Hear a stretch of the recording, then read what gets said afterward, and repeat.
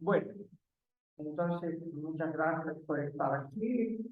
El Centro de Investigaciones Estratégicas para la Integración Nacional Argentina tiene entre sus objetivos, obviamente, reconocer la importancia y tratar la importancia de las fuentes de energía.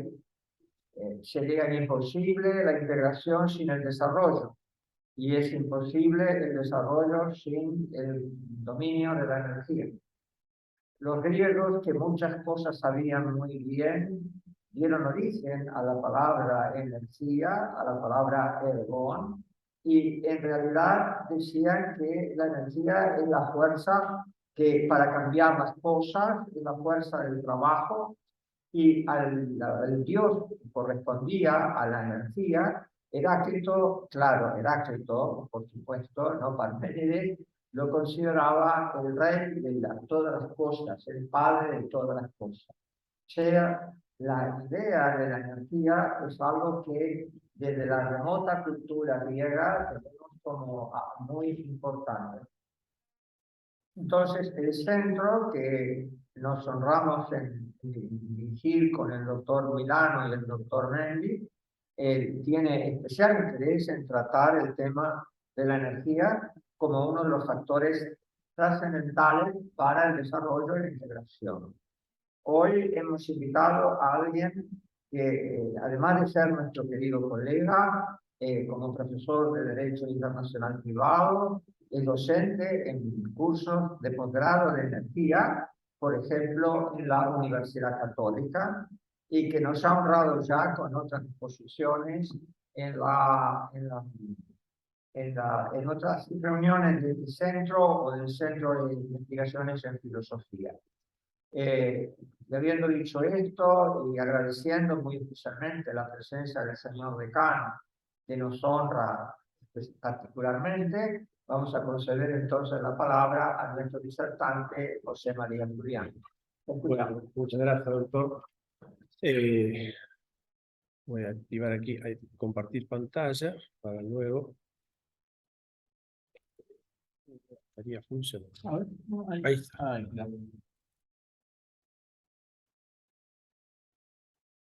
Compartir. Ahí estamos. Bueno, perfecto. Bueno, como la temática estaba focalizada específicamente en Vaca Muerta y su importancia estratégica, preparé una presentación, sobre todo con algunos... Primero para explicar qué es Vaca Muerta, ¿no? Porque por ahí no se tiene una idea absolutamente clara. Y bueno, y por supuesto lo que representa para el presente y para el futuro del país. Y que incluye, por supuesto, el desarrollo de la energía, aunque no es la única fuente, pero probablemente sea en los próximos años la más importante. Entonces, bueno, les paso a contar un poco cómo es esta cuestión. Este cuadro me aparece... No, este cuadro aparece en la televisión.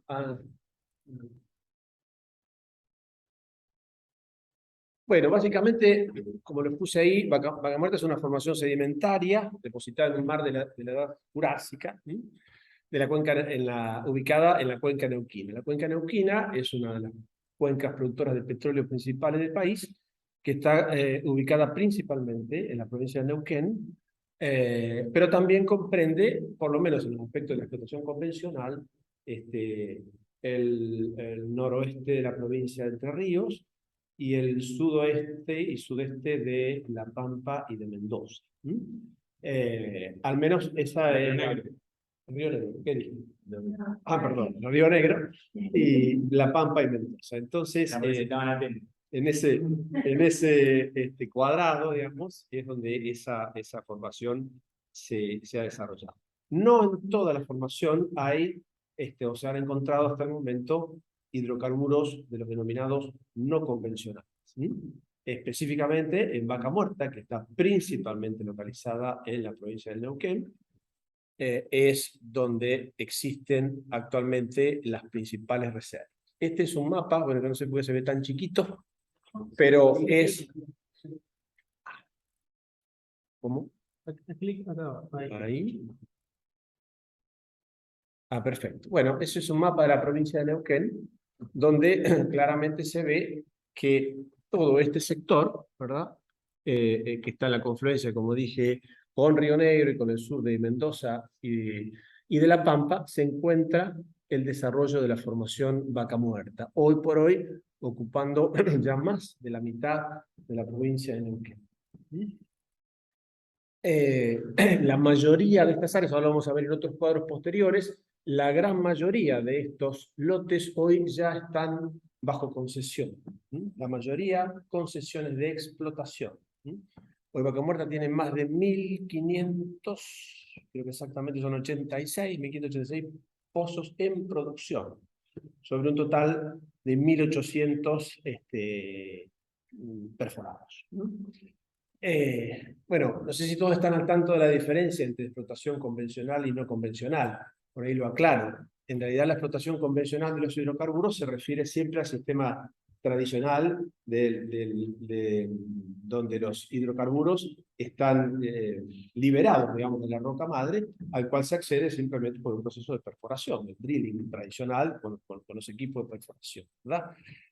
La explotación no convencional es una explotación más dificultosa porque los hidrocarburos, en este caso el petróleo y el gas, están comprimidos dentro de la piedra, la misma piedra que ha sido la formación y que no ha liberado esos hidrocarburos. Entonces, esa piedra es necesario romperla, fracturarla, el término técnico. Bueno, y ese procedimiento se hace de una manera técnicamente mucho más compleja y originariamente mucho más costosa. Fíjense, cuando empezó Vaca Muerta en la Argentina, esto fue, todos recordarán, el cuestionado contrato con Chevron, ¿verdad? Que fue el primero, que motivó inclusive un decreto específico, creo que fue en 2013, el decreto 929 de 2013, conocido como decreto Chevron, cuyo contrato en realidad nunca vimos exactamente, pero bueno, desde entonces, en ese momento los costos de producción de un pozo de fractura no convencional estaban aproximadamente $1 millón cada uno, ¿verdad? Teniendo en cuenta que en ese mismo momento en los Estados Unidos el costo era sensiblemente menor, casi 10 veces. Bueno, esos costos hoy han bajado enormemente, la Argentina hoy está casi compitiendo con el nivel de producción de Estados Unidos, y se ha constituido, pese a que la palabra técnicamente no son reservas probadas en sentido técnico, certificadas, pero toda la industria energética argentina habla de que efectivamente Argentina está llena de gas. Y bueno, eso la ha constituido en la segunda reserva mundial de gas no convencional después de Estados Unidos. O sea, por encima de Rusia, por encima de Qatar, por encima de los países tradicionalmente productores de gas. ¿Y qué es el desafío que tenemos? Ser la segunda reserva del mundo. Así que, obviamente, nuestro gran desafío entonces ahora es cómo sacar, ¿no? Bueno, creo que acá. Bueno, en esta diapositiva se pueden ver en la formación de Vaca Muerta, todo lo que es específicamente, yo no sé si se alcanzan a ver bien los colores. La gran mayoría, que es lo que se ve en color celeste clarito, son las concesiones que tiene YPF, ¿verdad? Que es la principal empresa nacional con concesiones de explotación en Vaca Muerta. Luego en rosa se aprecia una gran inversión internacional, o sea, empresas americanas sobre todo, y en un color que no se alcanza a apreciar, pero es un color, ¿cómo llamarlo? ¿Para se ve bien? Ah, sí. Desde acá, en mi ángulo no se ve, de acá entonces se ve bien. Este color entonces corresponde a la exploración de compañías locales, de compañías argentinas o de capital extranjero, pero consideradas compañías argentinas, como Vista Oil, por ejemplo. Vista Oil pertenece al ex CEO de YPF, su uso más importante. A la luz. A la noche, sí. Bueno, como ven, la, digamos, concesionabilidad de Vaca Muerta es amplísima. Hoy la provincia de Neuquén tiene, esto lo vamos a ver en la próxima diapositiva, bueno, en explotación hay 3 millones de acres. Esto está, bueno, acres es la unidad de medida de superficial que se utiliza en los yacimientos, equivale a 1.215 hectáreas, o sea, o sea, sería 1.215.000 hectáreas aproximadamente, y en exploración 3.3 millones de acres, que serían unos 2.470.000 hectáreas. Toda esta parte es básicamente lo que tiene hoy Neuquén en exploración. En esta parte ya, como vimos antes, es la zona de explotación de estos 1.586 pozos en funcionamiento. Bueno, acá se puede ver otra vez los mismos datos, ¿no? La superficie de vaca muerta, lo que significa en acres y en millones de hectáreas. En este caso acá está, bueno, lo tomé de otra presentación que tenía que estaba en inglés, por eso me quedaron algunos términos en inglés. La superficie, como les decía, de las concesiones de explotación unconventional, que es no convencional, y convencional, que es una, digamos, representa el 53% de la prospectiva, o sea, de la superficie esperada por Neuquén para el desarrollo de Vaca Muerta, ¿sí? Bueno, en negro se ven los límites de la superficie prospectiva, que es lo que se espera que digamos, que la formación encuentre nuevos pozos, nuevos yacimientos para explotación dentro de los límites de lo que está marcado en negro. Y lo demás es lo que tenemos ya identificado, cada uno con sus nombres, ¿no? Desde Aguada del Chañar, Bajada del Palo, bueno, que son los principales, Aguada Pichana, Sierra Chata, son los principales yacimientos de las principales empresas productoras argentinas, como Pampa Energía, por ejemplo, Sierra Chata. Ahora que menciono Sierra Chata, vale decir que, por supuesto que este reservorio no es que estaba oculto, y que nadie lo conocía. Toda esta área de la provincia de Neuquén tenía explotación convencional. De hecho, la sigue teniendo. Fíjense que todavía tiene 950.000 acres en superficie de explotación convencional. Sigue habiendo yacimientos todavía explotados, no declinados, bajo el sistema anterior. Pero la gran mayoría ya pasa a ser no convencional. Les decía bueno, que, digamos, esta cuestión de estas reservas nuevas, que realmente las reservas fueron nuevas, motivaron justamente la necesidad de que para dar cierta estabilidad jurídica a la inversión se modificara la ley de hidrocarburos. Se hizo en el año 2015, creo, bajo el gobierno de Cristina Kirchner, seguro, fue una ley de Kicillof, donde se modificó radicalmente el régimen de explotación y de exploración tradicional que tenía el ley 1719. Pues vamos a detenernos un poquito sobre ese tema.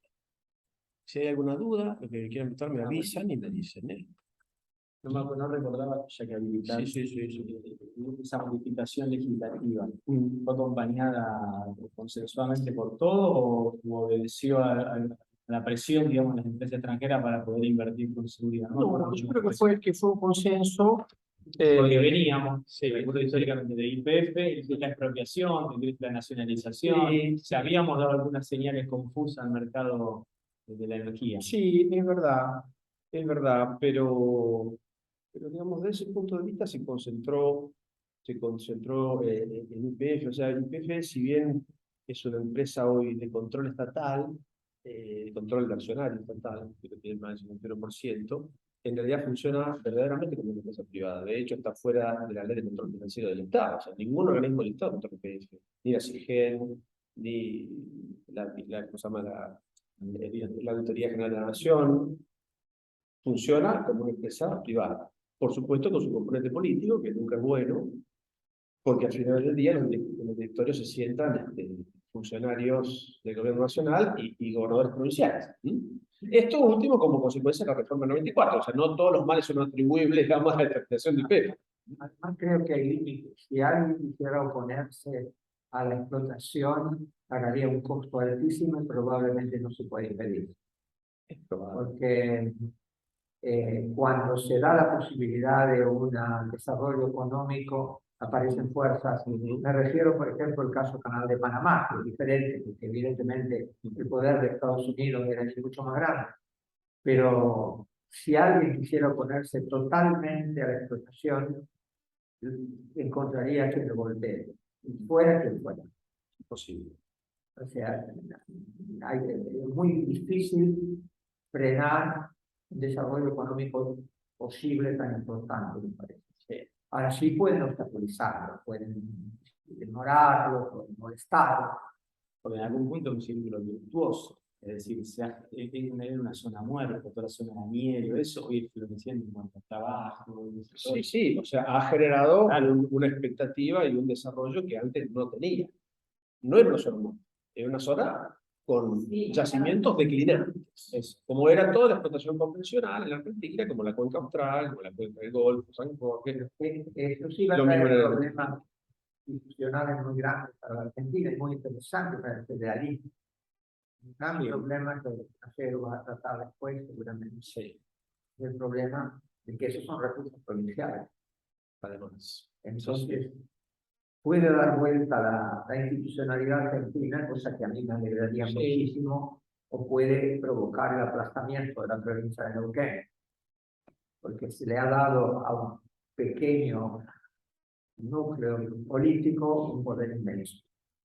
Sí. Ahora, ese poder inmenso podrá enfrentarse al poder nacional y decir, esto es mío, o se la ingeniarán para quitárselo. Si se lo ingenian, obviamente Neuquén ser más poderosa que la provincia de Buenos Aires. O sea, sería una cosa. Indiscutiblemente, los ingresos que la provincia de Neuquén tiene en concepto de regalías. Ya tiene, pero ya tiene. Imagino yo con esto. Sí, con esta producción. Sí, sí, indiscutiblemente para una provincia con tan poca gente. Claro, para mí sería una revolución federal. Sí. Cosa que no ocurre con otras provincias con otro tipo de producción, como las provincias sojeras, ¿no? ¿Cómo? Que no ocurre, cosa que no ocurre con la producción de recursos naturales de otras provincias, por ejemplo, que producen soja, maíz, nuez. Sí, pero según lo que yo estoy viendo, habría que compararlo, pero alguna vez por el interés federal, no lo sé, el equilibrio interno del país. Pero, por ejemplo, el litio va a cambiar el destino de Jujuy y de Salta de una manera notable. Seguramente. Entonces, tal vez haya alguna chance de reversión del federalismo, tal vez. Sea porque yo quiero que lo haya. A lo mejor son ilusiones de uno que no tiene ninguna. En general, desde la Constitución del 94 hasta aquí, no ha habido problemas, no recuerdo que haya habido problemas ni conflictos jurisdiccionales entre nación y provincia con relación al poder de concesión de todas las áreas ni tampoco el reclamo de los... Es que creo que no podría ser. Creo que el balanceo... Si la provincia se pusieran demasiado difícil, algo le pasaría. Sí.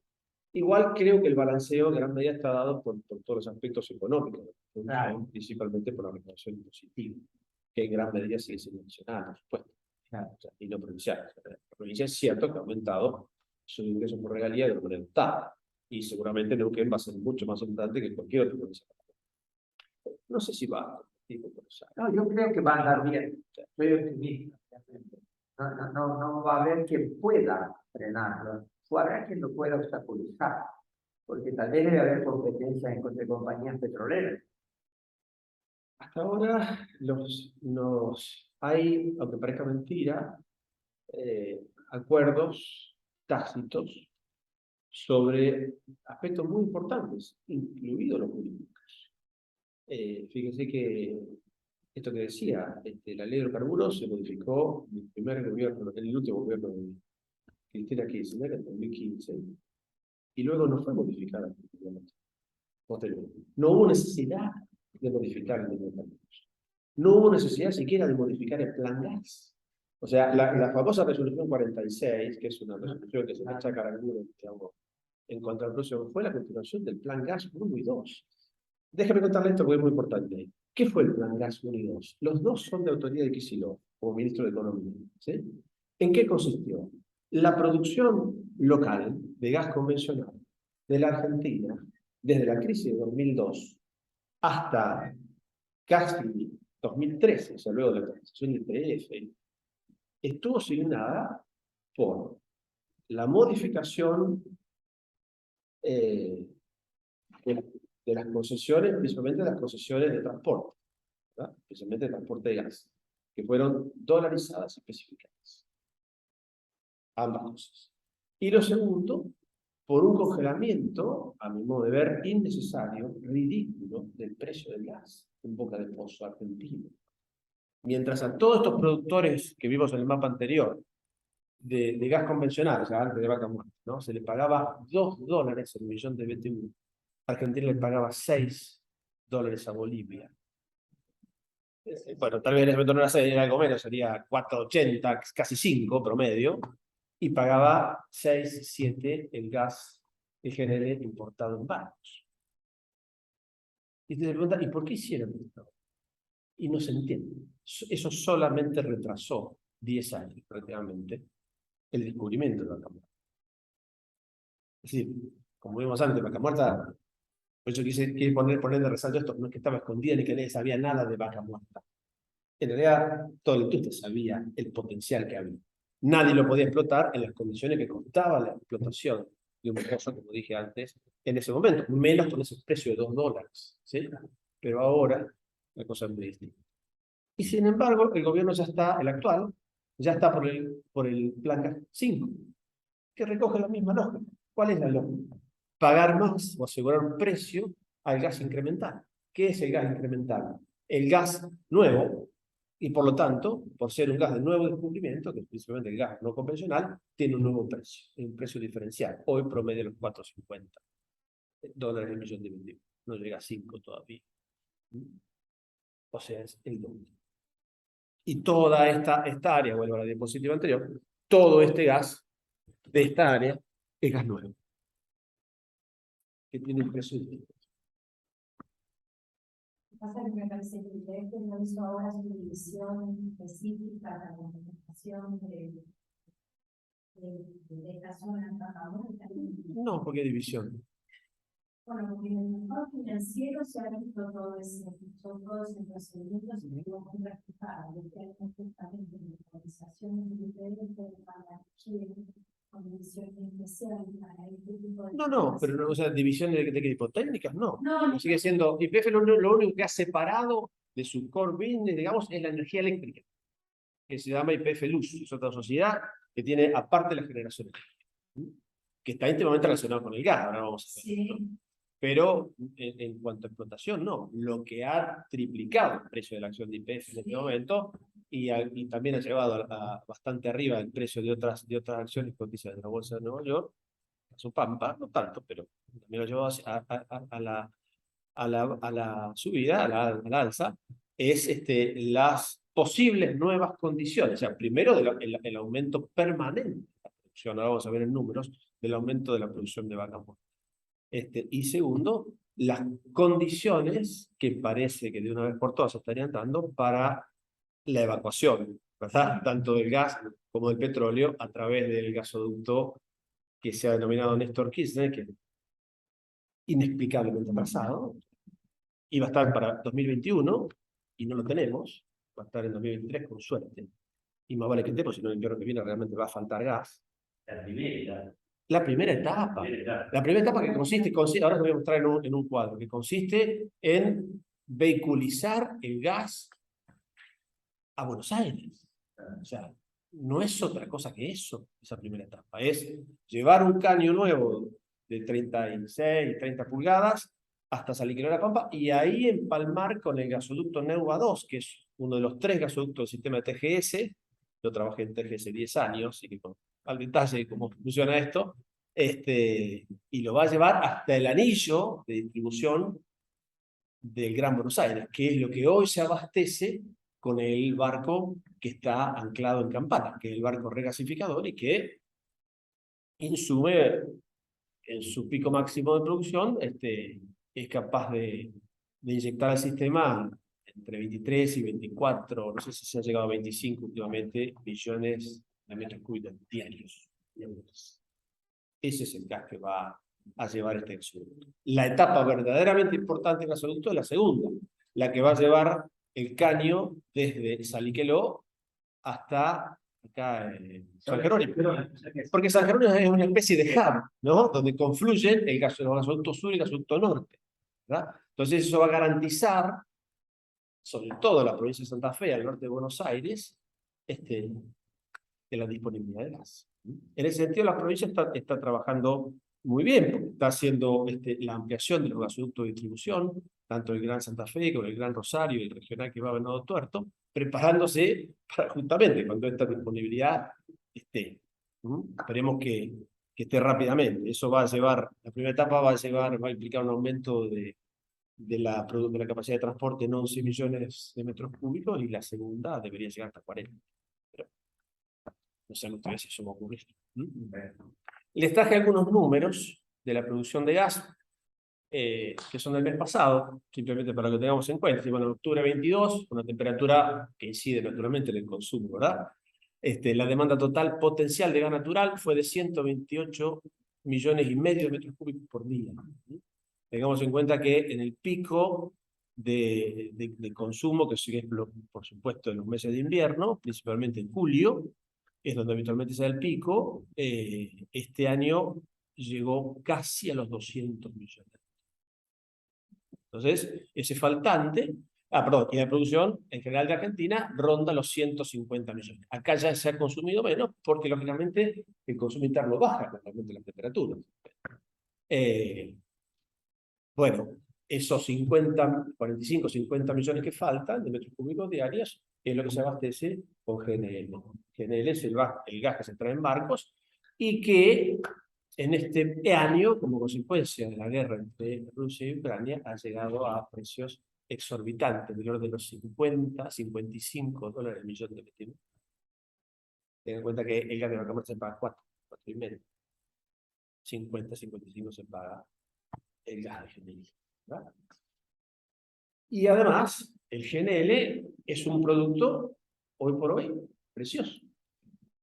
Argentina digamos, como el faltante de gas era tan importante, de 2007 Argentina es reforzada el suministro de gas al sistema con barcos. Primero uno en Bahía Blanca, luego, cuando fue insuficiente, se incorporó este segundo en la zona de Campana. No hay en el mundo una disponibilidad, digamos, permanente ni limitada de esta clase de barcos, que son verdaderas fábricas flotantes, que reciben gas líquido congelado y lo regasifican, ¿verdad? Para transformarlo en estado gaseoso para inyectarlo al sistema.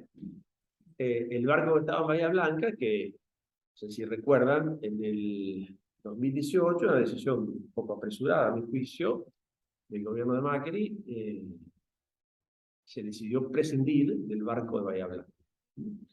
Y bueno, siempre la expectativa de que el aumento de producción de vaca muerta y que este gasoducto nuevo iba a estar, de hecho había sido licitado, fue publicada la licitación, o sea, 2018, y que luego, como consecuencia de la crisis financiera que vivió el país, más condiciones electorales, etcétera, etcétera, no se pudo hacer, y entonces perdimos 2 años. Lo que iba a estar en 2021, como dije, va a estar recién, con suerte, en 2020.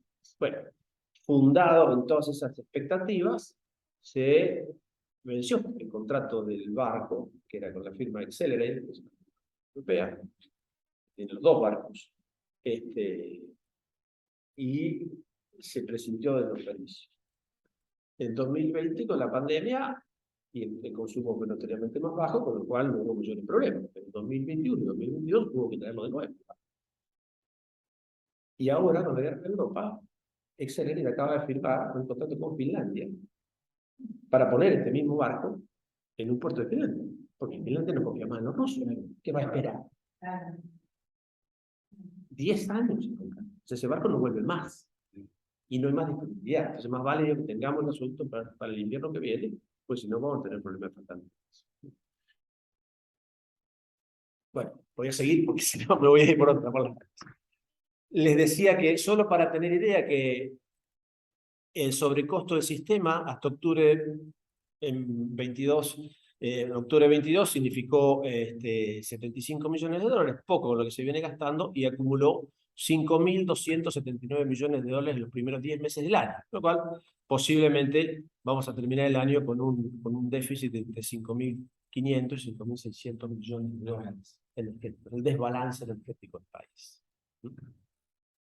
Eso es lo que apunta a eliminar Bacamol. O sea, que dejemos de pagar esta cifra, esta diferencia. No solamente eso, sino la posibilidad de exportar.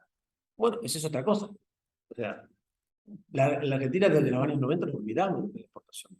Nos olvidamos. Oye, el vínculo, no quiero invitar a la rama, pero el vínculo es la cuestión tarifaria. Bueno, ni hablar. Eso es una Tarifaria que es una cuestión, central. entiendo, humana, popular, no digo demagógica, digo humana, se sostuvo para que esté al alcance, pero también hay un uso de la energía. Vino acompañado de un mal uso de la energía, un derroche, que si no sabemos lo que cuesta, no cuidamos muchas veces. Yo tengo un punto, O no, la tengo un tarifaria, punto sobre eso, me imagino. que lo pensaba compartir con el doctor, sobre los desafíos Yo, de la cuestión. eso después, pero quiero sentarte a hablar porque si no, Es verdad, lo estamos quiero que interrumpiendo. vos armaste. Después que vos dijiste lo que armaste, nosotros te preguntamos. Tenés Si razón. no, le vamos Vamos a darle orden ahí. organizar totalmente. Bueno, entonces, aquí que los otros datos es que la inyección de gas natural procedente de las cuencas locales totalizó estos 120 millones, cayó un poco respecto de septiembre, esto es consecuencia no de la baja producción, sino de que baja la temperatura, hay menos consumo y como no hay transporte, el pozo hay que taparlo, hay que cerrarlo para que salga menos gas. En definitiva es eso, por eso ahí se registra una disminución y va a haber menos en noviembre y diciembre y enero. No sabemos qué hacer con el gas, no podemos llevarlo a ningún lado. La inyección total dentro del sistema de transporte troncal fue de 107 millones y bueno, las cuencas del sur, o sea, Australia y San Jorge sumaron 27 millones y desde la cuenca neuquina se inyectaron 77 millones. Por último, la cuenca del noroeste sumó una inyección de apenas 3 millones. Como vamos a ver después en el mapa, o vemos, ¿no? La cuenca del noroeste está arriba y tenemos gasoducto troncal enorme, que es el de espérate que no, y que la otra licenciataria de gas.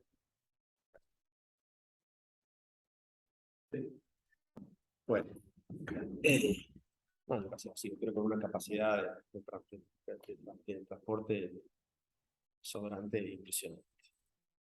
Bueno, estos son los números del gas en la Argentina, que nos quede en la cabeza. En invierno, con frío, consumimos 200 millones de metros cúbicos por día. Eso es para abastecer la demanda y la industria, por supuesto, todo, ¿no? Completo. Lo que tenemos de industria, ya mucho, poco, lo que fuera, y la demanda residencial, y por supuesto la demanda de la generación de energía eléctrica, que funciona principalmente a gas. Es decir, tal vez debía haberlo mencionado antes, el gas, digamos, como hidrocarburo o recurso, está definido justamente como el hidrocarburo que va a ser el eje de la etapa de transición. ¿A qué se le llama la transición? ¿Entre qué? Entre la energía convencional, representada principalmente por el petróleo crudo, hacia la energía verde. A partir de hidrógeno, eólica, en fin, de todo lo que consideremos fuentes posibles de energía verde. La transición se lo va a llevar el gas.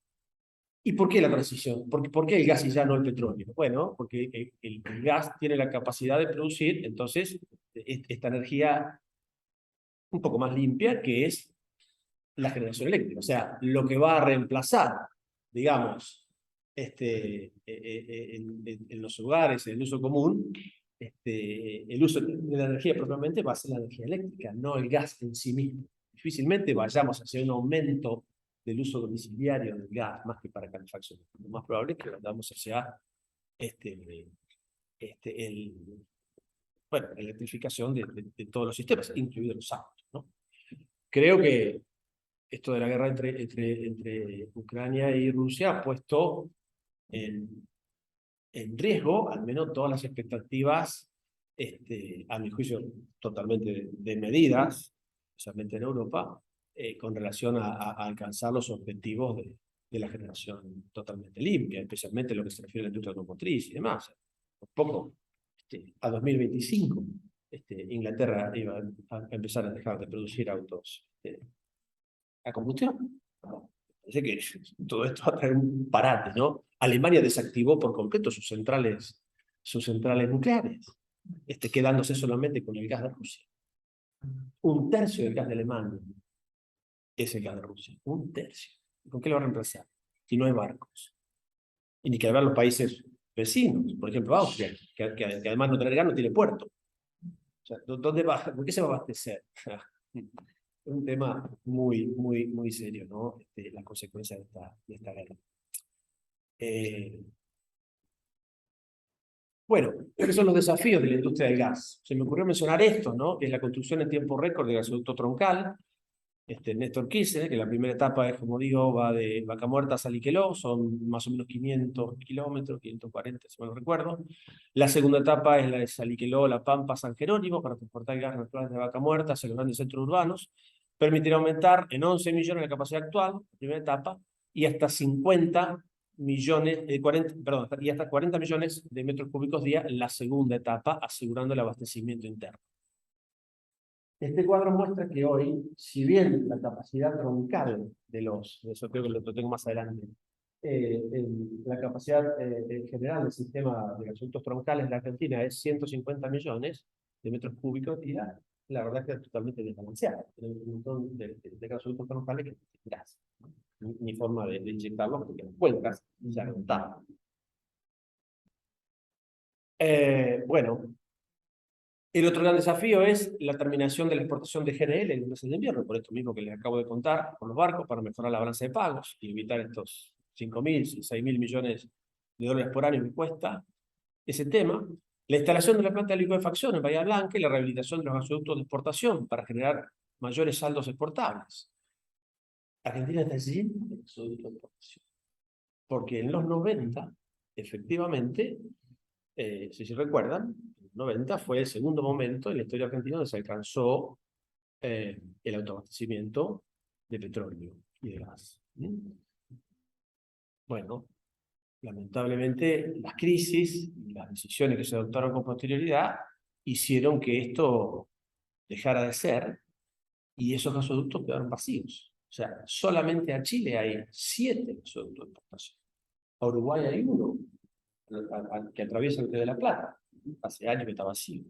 No sé si ahora, creo que Narsa les vende a los uruguayos 300.000 metros cúbicos día, o sea, nada. Siento que el consumo de Uruguay es muy bajo, 300.000 realmente no es nada. Y también el gasoducto que va a Brasil, el que va a Uruguayana, que es el gasoducto que sale para acá. El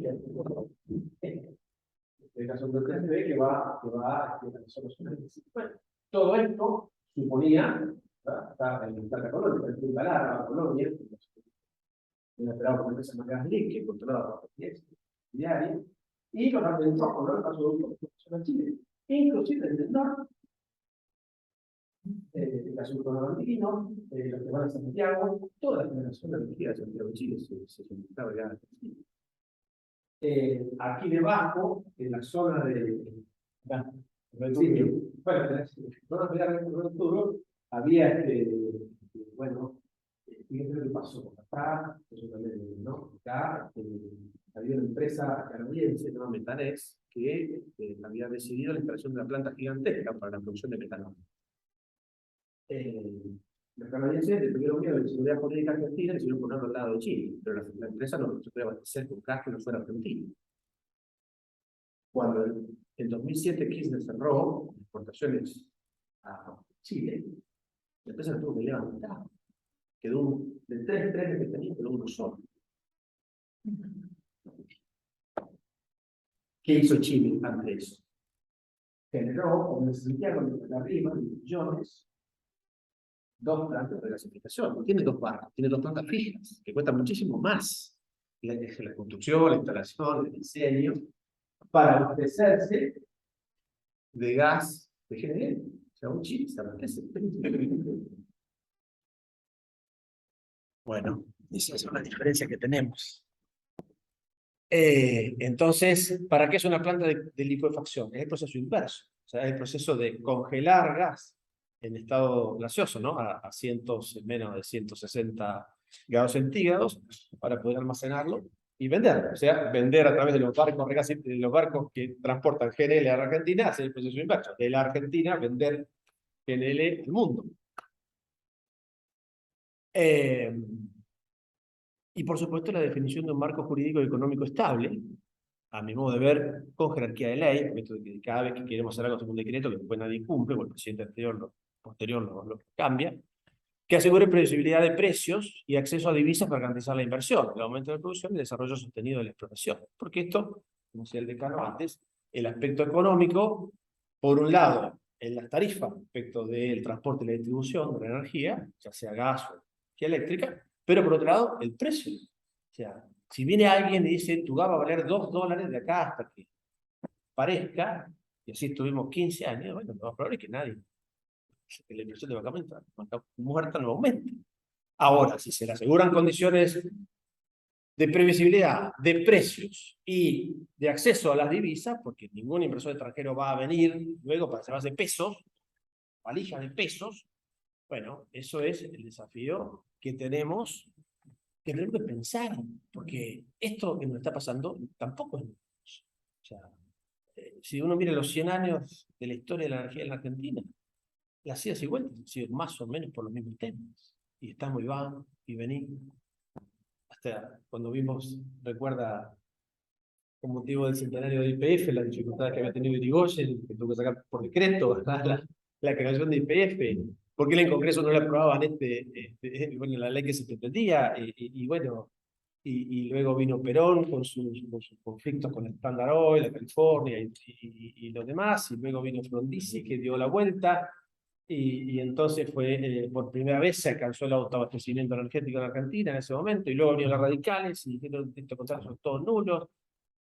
Y bueno, llegamos hasta los 70, durante todos los 70, condiciones paupérrimas, hasta que llegó Cavallo con un plan, no gustará, pero es un plan de gobierno hecho y derecho, que englobó todos los aspectos e hizo que entonces el desarrollo energético argentino fuera impresionante. En apenas 5 años, Argentina otra vez había alcanzado el autoabastecimiento energético y estaba exportando todo este gas que le encuentra a Chile, Uruguay. Y casi no se importaba nada de Bolivia. Eran pequeñas cantidades que más que nada se usaba para balancear la cuenca, la declinación de la cuenca Neuquén, pero nada más. No usábamos barco y nada por el estilo.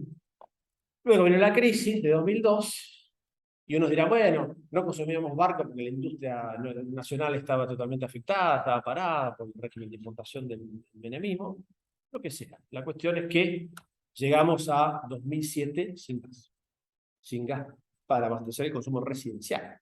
Y ahí el gobierno entró en pánico y cerró la exportación de gas. Y desde entonces, cada permiso de exportación que se tramita ante la Secretaría de Energía, que es la autoridad de aplicación para exportar gas en el país, bueno, lo miran con detalle y con cosas, o no salen nunca, y bueno, y estamos siempre en discusión permanente. ¿No? Garantizamos el abastecimiento interno, perfecto, estamos de acuerdo. Y luego, ¿bajo qué condiciones? ¿Bajo qué precios? ¿Y qué hacemos con el resto? ¿Y el resto se puede exportar? ¿Y los que hacen inversión se quedan con los dólares? No, lo tienen que liquidar. Y estamos siempre discutiendo los mismos temas. Nunca tenemos un marco jurídico y económico estable para nada, ni para precios, ni para tarifa. Sí, es lamentablemente el problema que tenemos. Y perdemos las oportunidades para que se presenten. Tenemos condiciones de exportar a 55 dólares de millón de BTU, GNL, nuestros ingresos serían infinitamente superiores, pero lamentablemente en lugar de tenerlos, no solamente no los tenemos, sino que además pagamos, porque tampoco somos capaces de producir el gas que consumimos. Bueno, esto tiene un correlato, digamos, directo con esto mismo que estoy diciendo, que es el sistema de gasoducto argentino. O sea, por más que estemos de acuerdo en el marco jurídico de Vaca Muerta, en la nueva ley de hidrocarburos, en el precio del gas, una vez que lo sacamos, ¿qué hacemos? Y hay que transportarlo. Entonces, como se ve acá, estos gasoductos existen desde siempre. Bueno, acá están en dos colores las dos grandes transportistas, que son TGS, que es todo lo que está en rojo. El sistema de gasoducto de TGS es triple. Tiene el gasoducto General San Martín, que es el más antiguo de todos, que viene desde Tierra del Fuego, cruza toda la Patagonia y llega hasta Bahía Blanca. Y luego los gasoductos Neuva 1 y Neuva 2. Entonces, el Neuva 1 es esto, que trajo el gas desde la cuenca neuquina, que es más reciente, hasta el anillo del Gran Buenos Aires, y luego el Neuva 2, que es este pedacito, ¿verdad? Que, bueno, fue una ampliación justamente para llevar también el gas siempre al mismo lugar, ¿no? Al anillo de Buenos Aires.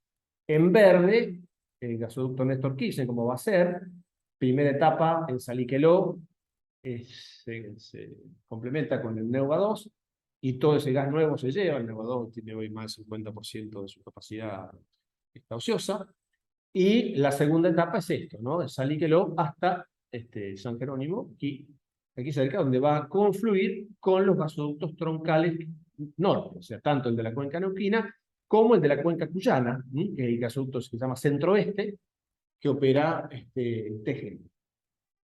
Y además, por si nos faltaba poco, disparates, en la Argentina, en 2007, se decidió ejecutar una obra,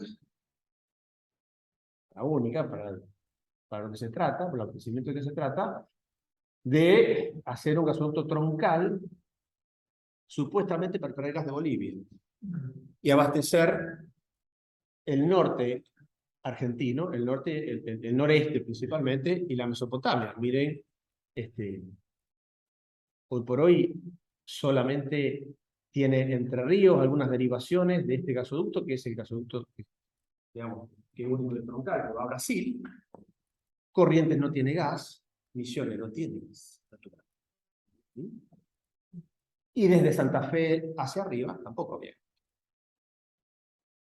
Entonces se diseñó y se licitó por cifras superiores a 1.500 millones de dólares, si mal no recuerdo, un gasoducto nuevo de propiedad estatal, de la empresa estatal Enarsa, de más o menos 900 kilómetros de troncal y otros 300 de derivaciones, de unos 1.200 aproximadamente, que por problemas con algunos contratistas nunca se terminó, pero más allá de que esos problemas podrían haberse soslayado, el verdadero problema es que en Bolivia no hay gas.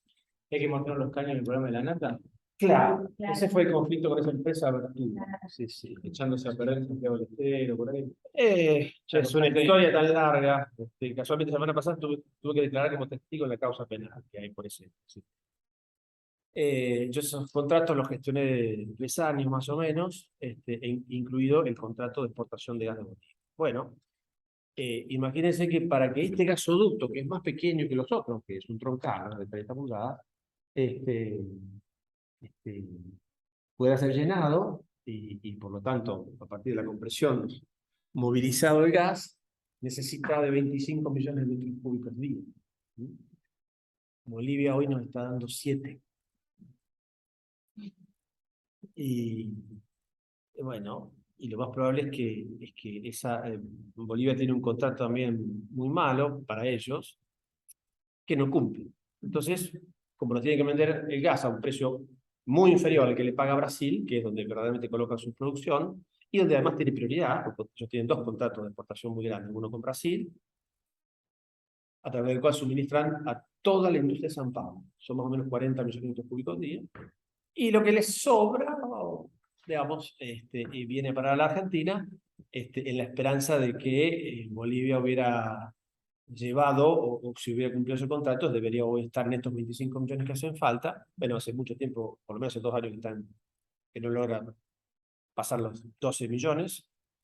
Este invierno apenas pudo suministrar 10, y en este verano no va a pasar de 7. Bueno, entonces tenemos enterrado un montón de recursos en un caño que prácticamente no se utiliza, o que se lleva. Entonces, ¿cuál fue la forma de utilización? Bueno, llevar gas del sur. O sea, de troncal que trae TGL, acá está Rosario, y que en definitiva llega hasta frente al aeropuerto de Estados Unidos, en Santa Fe, ahí engancha, y hay, entonces ya en esta parte de la provincia, que hay un nombre, por supuesto, y están las derivaciones, que hasta en la zona norte, que pueden ser los cosas, es una cosa, sin duda, pero en definitiva llega hasta un poco más arriba. Y está acá en esta parte, el asunto no está la misma. En la parte intermedia que sí, los asuntos de derivaciones en las ciudades, que a nosotros es muy pequeño. O sea, ese es otro problema con lo que mencionaba el decano antes. ¿Sí? ¿Quién va a pagar? ¿Quién va a pagar? La ciudad es muy pequeña, no es una zona donde hace mucho más calor que acá. O sea, el consumo residencial es muy bajo. Pero el problema es la estrategia nacional. Claro. Después te voy a preguntar sobre eso. Sí, sí. Porque el problema no es el gasto, el problema es la estrategia nacional del desarrollo. Exactamente. Si no, no entendemos nada, como Venezuela nunca entendió nada. Y así está. O como no entienden los árabes. El problema es la estrategia nacional. Pero bueno, dejamos terminar y después. Bueno, este mapa era solo para que tengamos en cuenta de cómo es el sistema. O sea, hoy tenemos concentrada la producción de gas y petróleo acá, y los gasoductos y el oleoducto, que es paralelo a este, que viene hasta Puerto Rosales en Bahía Blanca, no más. No más. Y bueno, y si no resolvemos ese tema, por más que tengamos vaca muerta, no podemos transportar su producto. ¿Ven? Acá está más o menos lo que yo les comentaba antes. El conjunto de gasoductos troncales suma 150 millones metros cúbicos día. El problema es que con el desbalance que tenemos, no son utilizables los 150. Estaremos utilizando aproximadamente 100. Y nos falta unos cuantos, bueno, 11 millones esenciales de vaca muerta que deberían llegar a 40. Les traje también datos de producción de petróleo, porque los yacimientos no solo producen gas, sino también petróleo. Este que se llama el petróleo no convencional, más conocido con el nombre shale oil, que es por la técnica de producción, también está en franco aumento. Argentina está llegando hoy a 95, este dato es de reciente, de octubre, 95.790 metros cúbicos por día, que son más o menos 600.000 barriles. Bueno, el oleoducto, aquí lo puse debajo, que saca el petróleo de Vaca Muerta, que es una empresa privada, cuyo accionista mayoritario es la YPF, se llama Oldelval, tiene un gasoducto que hoy opera al recontra máximo de sus posibilidades, llevando 270.000 barriles. O sea, menos de la mitad de la producción que hoy tiene Vaca Muerta. No se puede sacar. ¿Y qué lo hacemos? Entonces, aunque les parezca mentira, han aumentado el permiso de exportación. Hoy Argentina está exportando petróleo a través de los gasoductos, de los oleoductos de exportación a Chile. Acá. No está el oleoducto, pero hay un oleoducto que va también a Chile. A ver si lo tengo en otro mapa posterior. Sí, ven, el mapa de oleoductos es este. El oleoducto trasandino que va a Chile es el único que puede llevar petróleo para sacarlo por el Pacífico, porque el que va a Bahía Blanca no va más. Y tenemos eso solo. O sea, todos estos son gasoductos pequeños que conectan o con la refinería de YPF en Luján de Cuyo, en Mendoza, o pequeños tramos que confluyen al gasoducto troncal, que es el de Oldelval. Pero de Vaca Muerta aquí, ¿no? Aquí, hasta Alem, que es el punto de conexión principal, Lago Pellegrini, por ahí, hasta Puerto Rosales, en Bahía Blanca, la capacidad está el caño al recontra máximo. De hecho, Oldelval tiene un plan que se llama duplicar, justamente para duplicar su producción con inversión privada. No es como gasoducto Néstor Kirchner, que sale con plata que pone en ARSA y por ahí de la Secretaría de Energía, que es parte del impuesto a la riqueza, y bueno, todos los trasfondos que conocemos de cómo aparentemente se generó esa plata, y vamos a dejar que alcance.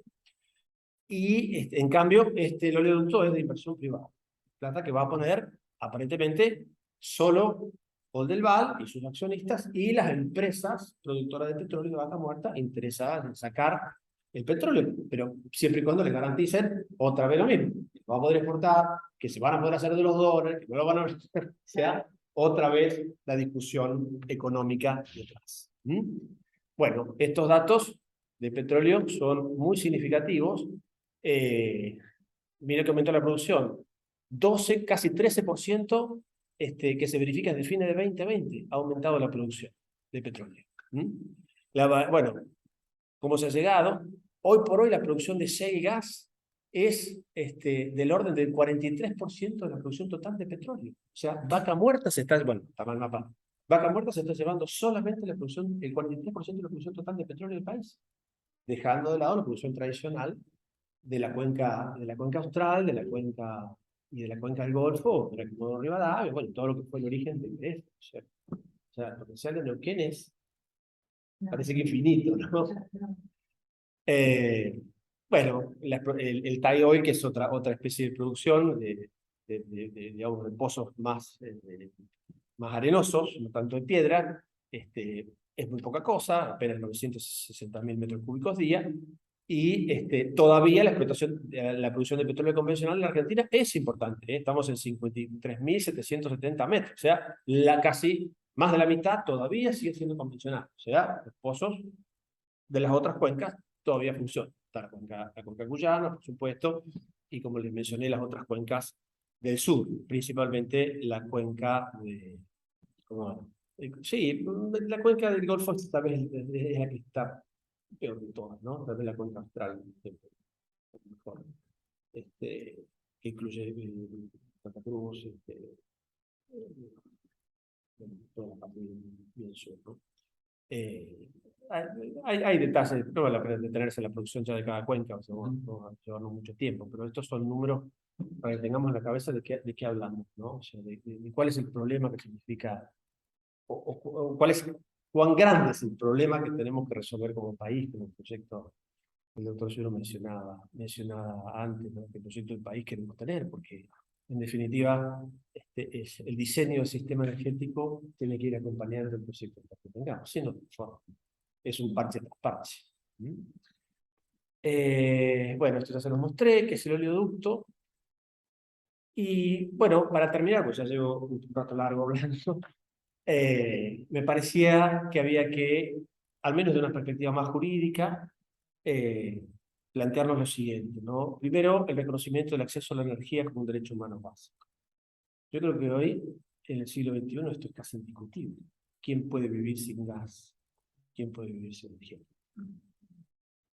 Ahora, lógicamente, como también mencionaba el decano antes, en nuestro país en especial necesitamos definir esto como digamos, la definición del esquema de subsidio de energía razonable. O sea, todo lo que viene pasando.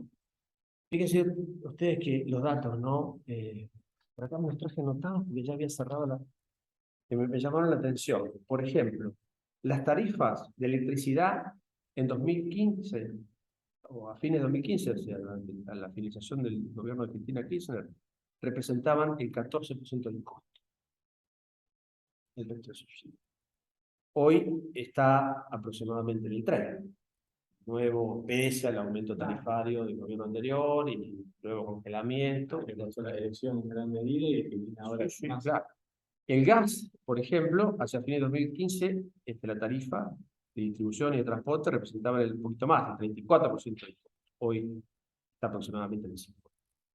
El resto es subsidio, o sea, plata que ponemos todos nosotros. Bueno, y que genera esta cosa del mal uso, ¿no? No sé si les pasa a ustedes, yo tengo ejemplos todos los días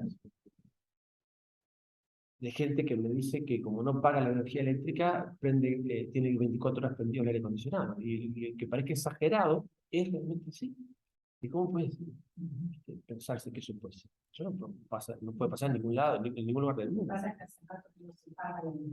Hace mucho que se paga.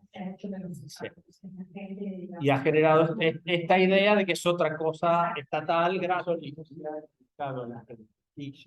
Educarla no es que un presidente diga quiere andar como hijo de pata y calceta, qué sé yo. No fue acompañado de una campaña de educación para el uso racional, con todo lo que significa en términos de sustentabilidad ambiental también. El problema para mí, después le puedo decir, es el desarrollo, si no, entendemos nada.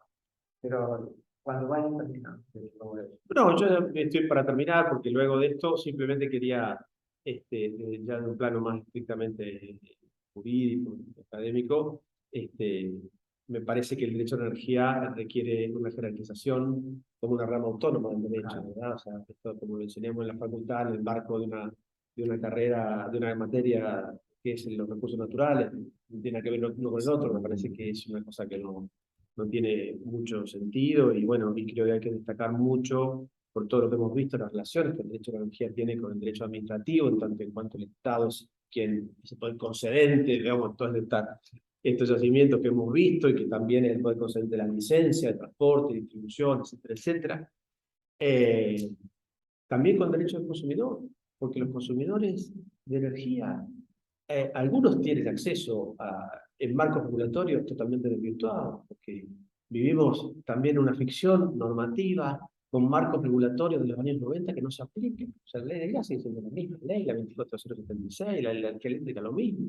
Pero sin embargo, las leyes de emergencia y todos los cambios que han metido, digamos, en la parte económica de las tarifas, que han provocado, bueno, en definitiva los marcos regulatorios sí van para poco, y los entes reguladores para mucho menos, o a nadie se le quemó la heladera, o el televisor, y ahora ¿qué hago? ¿A quién le hago juicio? ¿Voy a reclamarle a quién? Bueno, es una desprotección, claramente, que los usuarios, consumidores también tienen, ¿no? También me parece que el derecho de los contratos tiene una parte que hacer en este punto por la contractualización de la energía, es un aspecto muy importante. Creo que los contratos de energía son diferentes al resto, por lo menos requerirían de una nominatividad especial. Eso, bueno, lamentablemente en el código no quedó, así que también nos valemos de las categorías jurídicas tradicionales para contractualizar la energía. Y también lo tenemos, obviamente, del derecho internacional privado y el derecho de la integración. Casi, siempre le digo a Fernando, cuando hablamos de derecho de integración, digo, hay muy poco que se conoce, porque la estructura que facilitaría la integración energética, por lo menos en el ámbito del Mercosur, está disponible, sin embargo, no se usa muy poco, ¿no? Y bueno, y el derecho internacional privado que hace gran parte, ¿no? Porque toda la industria petrolera mundial se mueve en base bueno, por supuesto, a sociedades internacionales, a contratos internacionales, utiliza el arbitraje permanentemente como medio de resolución de sus conflictos. O sea, el derecho internacional privado también tiene un aspecto muy importante, pese a que la Convención de Viena excluyó la energía eléctrica como objeto de esos contratos. A lo mejor habría que revisar también, eso es un poco viejo, en 1980. Bueno, creo que con esto he pretendido darles un